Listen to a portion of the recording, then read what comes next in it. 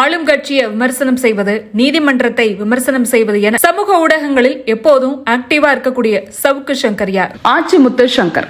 சவுக்கோட பேர் இதுதான். தமிழ்நாடு லஞ்ச ஒழிப்புத்துறை அப்படின்னு அறியப்படக்கூடிய டிவிஎஸ்சியில் இளநிலை உதவியாளரா பணியில இருந்தவர். சில முக்கிய ஆவணங்களை பணியில இருக்கும்போது ஊடகங்களுக்கு கசிய விட்டார் அப்படிங்கிற குற்றச்சாட்டுக்காக அவர் பணியிலிருந்து நீக்கப்பட்டார். அதோடு காவல்துறை சித்திரவதைகளுக்கும் ஆளானார் சவுக்கு சங்கர். குறிப்பா பல நாட்கள் தனிமை சிறையில் அடைக்கப்பட்டு போலீசாரால் தாக்கப்பட்டதாகவும் சொல்லப்படுது. இந்த நிலையில தான் சிறையிலிருந்து வந்ததுக்கு அப்புறம் காவல்துறையில நடக்கக்கூடிய பல விஷயங்களை அவர் அம்பலப்படுத்த தொடங்கினார். குறிப்பா முன்னாள் காவல்துறை அதிகாரி ஜாஃபர் சேட் குறித்த 2G தொடர்புகளை ஆடியோவா வெளியிட்டார். அதோட அதிகாரிகளுக்கு இருக்கக்கூடிய பிரச்சனைகள், அவங்களோட பணி பாதுகாப்பு கேள்விக்குறியாகும் போது பல அதிகாரிகள் தரப்பு நியாயங்களை வெளியிடும் இடமாக சவுக்கு சங்கர் மாற 2010ஆம் ஆண்டு சவுக்கு இணையதளத்தை தொடங்கினார் சங்கர். இதுல பல புலனாய்வு கட்டுரைகளையும் சவுக்கு வெளியிடுவார். ஆனா அது ஊடக நியாயங்களோட இல்ல அப்படிங்கிற குற்றச்சாட்டு இன்னைக்கு வரைக்கும் இருக்கு. அதோட அவரை ஊடகவியலாளரா கருதக்கூடாது அப்படிங்கிற பேச்சுக்களும் உண்டு. இந்த நிலையில தான் டிஜிட்டல் ஊடகங்கள் ஆதிக்கம் செலுத்த ஆரம்பித்த போது தன்னோட பாணி வீடியோக்களுக்கு மவுசு இருப்பதை சவுக்கு உணர்றாரு. ஊடகங்கள் எதையும் கட்டுப்பாடோடு அணுகும் போது எந்த கடிவாளமும் இல்லாம சவுக்கு தரக்கூடிய பேட்டிகள் ஹிட் அடிக்க ஆரம்பிக்கின்றன. அதோட எப்படி வேண்டுமானாலும் பேசலாம் அப்படிங்கிற துணியும் அதுல சேர்ந்துக்குது. ஆவணங்களை வெளியிட்டு வந்த சவுக்கு அதுக்கப்புறம் அரசியல் பேசவும் ஆரம்பிக்கிறார். விசிக தினகரன் கூட்டணிக்கு அவர் பேச்சுவார்த்தை நடத்தியதா சொல்லப்பட்டது. சசிகலாவுக்கு ஆதரவாக செயல்பட்டார் என்ற விமர்சனம் ஒரு பக்கம்.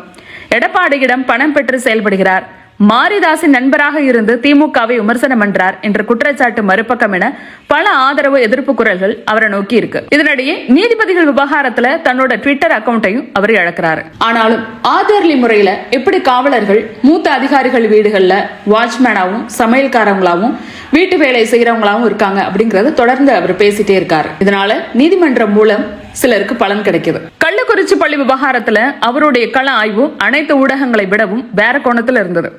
குறிப்பா சவுக்கு பள்ளி நிர்வாகத்திட்ட பணம் வாங்கிட்டு இப்படி மாணவி மீது குற்றம் சுமத்துகிறார் என எதிர்ப்பு வலுத்தது. ஆனா நீதிமன்றமே அதை சொன்னப்ப ஏசியோர் அமைதி காத்தனர். இப்படி பல சர்ச்சைகளும் தடாலடி பேட்டிகளும் சவுக்கோட ஃபேவரட். ஒரு கட்டத்துல தமிழ்நாட்டில் முளைக்கக்கூடிய அனைத்து ஊடகங்களும் சவுக்கு சங்கரோட நேர்காணலுக்காக காத்திருக்க ஆரம்பிச்சாங்க. ஏன்னா சவுக்கு பேட்டி அப்படின்னா 1 லட்சம் வியூஸ் கேரண்டி, சப்ஸ்கிரைபர்கள் அதிகம் அப்படிங்கிற எண்ணம். அப்படி ஒரு முறை ரெட் பிக்ஸ் யூடியூப் சேனலுக்கு பேட்டி தரார் சவுக்கு. அந்த பேட்டியில நீதிபதிகள் குறித்தும் நீதித்துறை செயல்படக்கூடிய விதம் குறித்தும் மிக கடுமையா விமர்சனம் பண்றாரு. தன்னோட ட்விட்டர்லையும் இது போன்ற விமர்சனங்களை முன்வைக்கிறார். அதோடு நீதிபதிகளின் பெயரை குறிப்பிட்டே சில இடங்களை ட்வீட் போடுறாரு.